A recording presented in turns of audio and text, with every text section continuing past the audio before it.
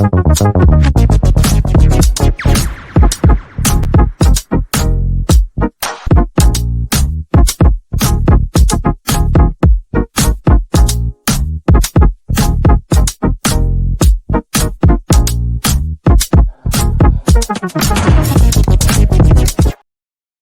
everybody, Russ and West End Network. Hope you are all safe and well. Welcome to Hammer's Headlines in association with the KMB.com boys. It's like I haven't said that for about a year and I still can't say it properly. Hope you are safe. Well, hope your Monday's going well. West Ham, could it ruin it this weekend? Or could we? With the news of the Osman deal. Is it in, out? We'll shake it all about. It's the hokey cokey that is the transfer deadline, which is coming up very, very close. Thursday, isn't it? Thursday. Anyway. This morning we did a little through the archives talking about from Tony Khan, interview we did with Tony, talking about the academy, and that follows on quite nicely to what I'm going to talk about later on. And then at lunchtime today, when I turned up, we did the Rusty Rumour ratings, and we spoke about Osman, we spoke about Jota and various others. We're almost at 80 names we've been linked with so far in January. We've a few days just to go before it all closes, and then all the speculation starts about the summer. Yeah, about 2 or 3 day rest, and then it kicks off again. And also tonight, 7 o'clock, we have got the first of our weekly shows, which is going to be called simply the Academy Show. It's all about the Academy. It's a show dedicated to the Academy. We talk about the latest match reports. We talk about any news, any contract news, any reviews, opinions. We'll get some of the coaches on as well eventually to talk about the Academy. And also, from next week onwards, we're going to be profiling. We'll do a player profile. We'll take a player and give a bit more information because there's some really good kids in the academies. We're concentrating just on the 18s and 21s, but there's some really good kids there. And obviously, we know, the ones who obviously made the first team debuts, the likes of Callum Marshall and Mbama and people like that. But there's so much more under there. There's so much more. And make sure you get along to the games at Rush Green. Actually, they're playing on the under 21s are playing in. On Wednesday at the Chigwell Construction Centre in the next round of the Premier League Invitation Cup against Dinamo Zagreb. So make sure you go to cheer them on. It's really, really good fun. We had a great time on a Friday night, particularly with the Stoke game. Anyway, Hammer's Headlines. Let's go through some headlines. That's what we do, basically. It does what it says in the tin. And I'm going to talk about, to start with, Pablo Fornals. Let's talk about Pablo Fornals. Let's take that off as well.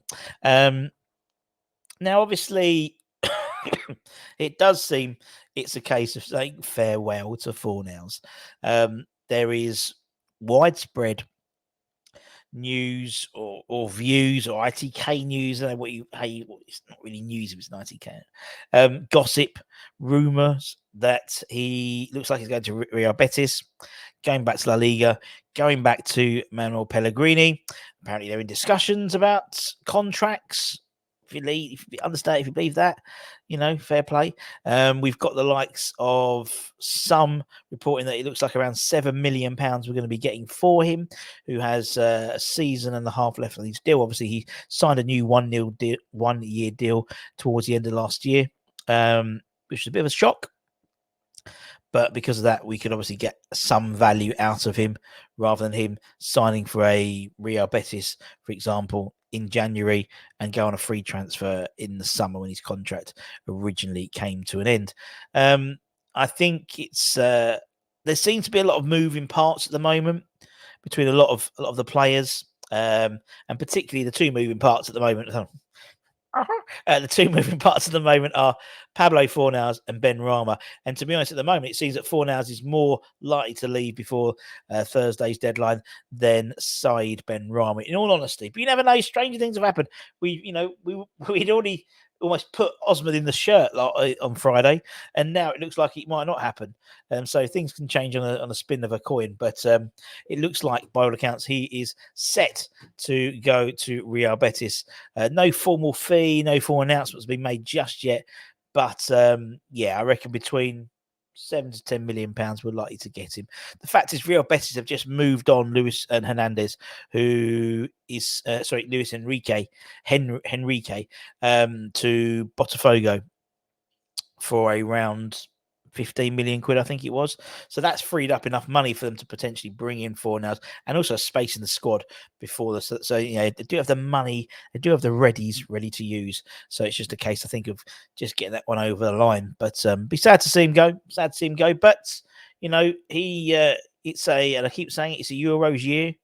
A good 3 or 4 months in La Liga might see him, push his way into the Euro squad for Spain. I mean, he's 27, going to be 28 soon, over 200 appearances for the Hammers, and will always be fondly remembered at West Ham, that's for sure. Right, let's move on. Move on like Donkey Kong. Talking about players out and stuff like that, a bit of a loan watch. Now, in terms of the academy show later on, I'm going to talk about the academy loanees in a lot more detail, like Freddie Potts, Kadua, Heggie, Keenan Forson, and obviously Callum Marshall, who's obviously went out at West Brom on Friday. But in terms of sort of the first team players, so to speak, a few were in action yesterday, over the weekend.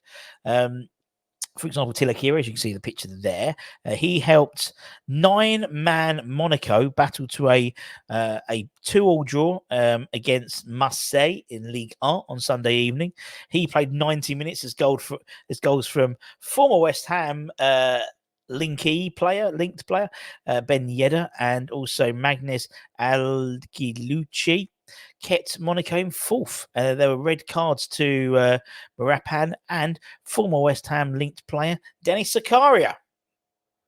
They all come back to haunt you, don't they? So they managed to grind out a 2-2 draw there against Marseille. Flynn Downs secured a late points, late equaliser to take their fourth round FA Cup tie to a replay against Watford. But Flynn wasn't included in the game, obviously being the club. Well, I suppose he could have been, couldn't he? But usually with the loan signings, they don't allow them to play in the cup games. Same true, obviously, Callum Marshall didn't play because he was cup tied as well. Elsewhere, as I said, there was minutes for Freddie Potts. There was minutes for what's his name? Keenan Forson. Sorry, little Keenan. Minutes for him again for the Daggers, but we're going into a lot more detail about it in the Academy show. But good run out for old Tilo as well. Good old Tilo. Heggie did well as well this weekend as well for Den Bosch. It was a decent weekend for our loanees. Also a decent week for the Academy as well. 2 wins, 18s and 21s both winning. We talk about that in the Academy show later on tonight. And lastly, another victory for the West Ham women's. They won a game. Haven't won for ages. They secured a massive 3 points against Bristol City on Sunday in a 2-1 away win to the Cherries. So they could do it. They could beat them. But the men couldn't. In terms of the goal scorers, Honika Harashi got the women's side off to the perfect start when she scored just after 13 minutes at Ashton Gate. And then former West Ham forward Amelia Trusup would strike against her old club just after half-time. Always come back to haunt you.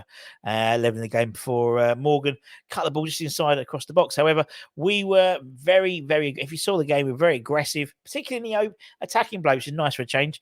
Yentru and Vivian Aseye did well to combine with the latter scoring the winner. Relatively end-to-end as well, but obviously we came out on top. It's a massive 3 points for us. Massive, because we're not doing too well in the old women's league at the moment, the old WSL. So we needed that win, particularly with Bristol City there or thereabouts with us as well. So it was nice. So, not only the women win, but the under-18s won, and also the under-21s won at the weekend as well. We're currently 11th with 8 points. And then 12th is Bristol City with 5 points. It just shows you how important that was. I think next up we're playing Arsenal, if I'm right and believe. We're playing Arsenal next. Yes, Arsenal at home on Sunday, 12:30 kickoff. So not the easiest, not the easiest game, but hopefully maybe some momentum going into that game. And that's it, my friends. As I said, make sure you keep an eye on newsonround.com for the latest news, views, ICK news, and gossip, and also the West Ham Network will bring you all the latest, particularly in these next crazy 4 days. And I think it's going to get crazy, to be honest, ins and outs. I think it's going to be a bit revolving door, I think. But we'll try and give you all the information as and when we get it. Until then, take care, stay safe, stay warm, stay humble, keep the faith, and come on, you bloody Irons. Bye.